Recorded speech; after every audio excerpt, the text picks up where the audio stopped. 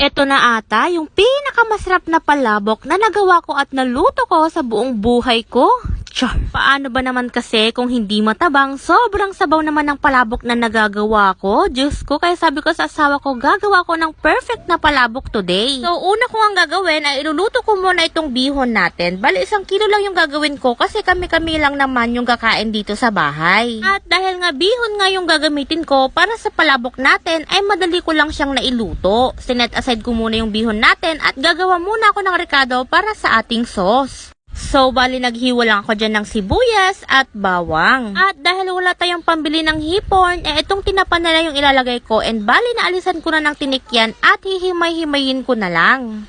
Pagkatapos ko nga mahimay-himay yung tinapa ay iluluto ko muna. Bali naglagay lang ako ng konting mantika and then nilagay ko na rin yung tinapa natin. Iluluto ko lang to hanggang sa maluto lang ng mabuti at maging ganito yung itsura niya. Sinet aside ko nga muna yung tinapa at same nakawali ko rin igigisa yung bawang at sibuyas. Kaya naman naglagay na ako ng mantika at igigisa na nga ito. Nung maigisa ko na nga yung bawang at sibuyas ay maglalagay pala ako dito ng giniling. Meron pa kasi akong tira na giniling pero kalahati lang nung natira para mailalagay pa ako sa susunod na iluluto ko. Maglagay na nga rin ako ng paminta, pampalasa at syempre tubig. Sa paglagay naman ng tubig ay tansyahin nyo na lang kung gaano karami yung sauce na gusto nyo. Pero sa akin, mas maraming sauce, mas okay para malagyan lahat. Sa ating pampalasa ng sauce, ay gagamit ako dito ng Mamasitas Palabok Mix para makuha natin yung timpla na gusto natin. Pero bago ko ilagay yan, ay tinunaw ko muna sa tubig na hindi mainit. And kapag kumulo na yung tubig, ay saka na natin ilalagay ng pakonti-konti yung palabok mix natin. At habang inilalagay nyo nga, ay dapat hinahalo-halo nyo din para hindi magbuo-buo. At dahil medyo anemic yung sauce natin, dahil sa nadamihan ko yung tubig, ay maglalagay ako dito ng konting pampakulay para kaakit-akit naman sa kakain, di ba? And para may konting lasang hipon, naglagay na lang ako dito ng shrimp cubes dahil hanggang dyan lang talaga yung kaya ng budget ko.